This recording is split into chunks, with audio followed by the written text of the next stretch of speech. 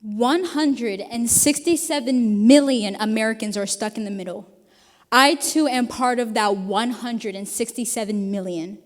What do I mean when I say that? Jenna Ortega's hit Disney Channel show?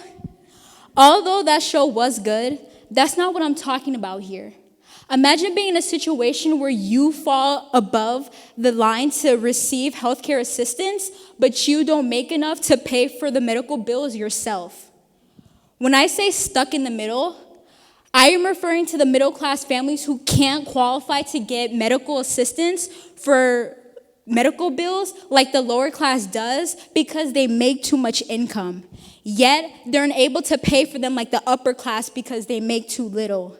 This is a major problem now, especially in this economy, because people are more focused on paying their bills and putting food into their stomachs more than their health. This contributes to people putting their health last simply because they don't have any insurance to pay for a regular doctor's visit. I might not have to worry about having a roof over my head, but I do have to worry about when I'll be able to get my next dentist checkup. The federal poverty level for a family of 4 is $30,000. And according to the U.S. Census Bureau data, the median middle-class household income was $74,000 last year.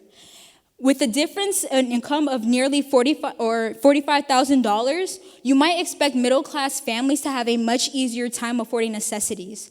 Unfortunately, due to high living costs, middle-class families pocket only about $6,200 more each year than families making just $30,000 a year in income. When considering tax withholdings, tax credits, and lack of eligibility for certain government benefits, middle-class families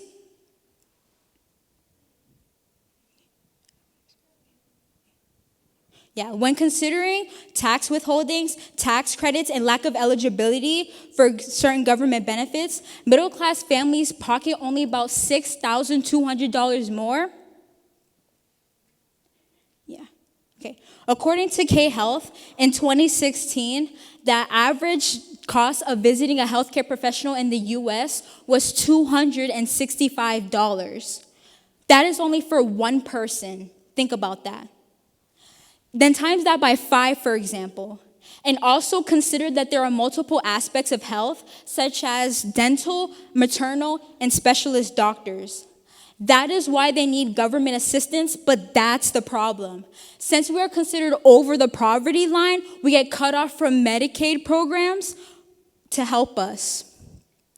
Just last year, families without subsidized health insurance paid an average of $6,568 towards family health premiums and deductibles. Just last year, my family got cut off of Medicaid because they realized we made over what the limit to get Medicaid, which is $39,000 states. That added more stress onto my parents because they were trying to find another program that could help us at least cover some of the health insurance for basic health care. That also meant putting a hold on appointments so we don't go swimming in debt. To add on to that point, a lot of middle-class families go into Medicare debt to try to get basic health care.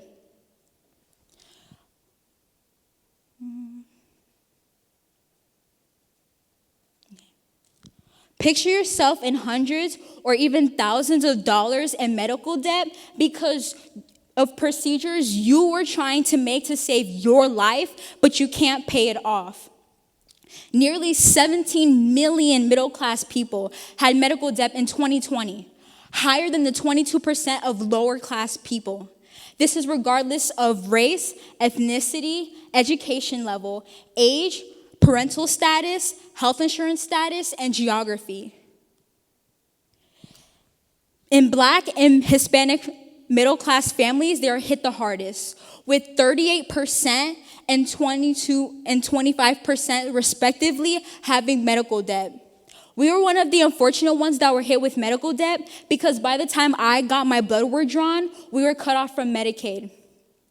Now, as a 17-year-old who didn't even step into her first day of college yet, have about $1,200 under my name. That might not seem like a lot for some people, but as someone who didn't even get her degree of her dream career yet to pay this off yet, that can come back to haunt me later because of one procedure that was deemed necessary before I even turned 18. What I want you to walk out of here tonight is knowing that middle-class families continue to suffer, making sure that their health is up to date because they make too much to get help from the government, but they can't afford to pay for their medical bills. Envision yourself in one of these people's shoes, or even my shoes, having to be torn between making sure that the bills are set and making sure that everything's all right when it comes to their health. This is why we're stuck in the middle. Thank you.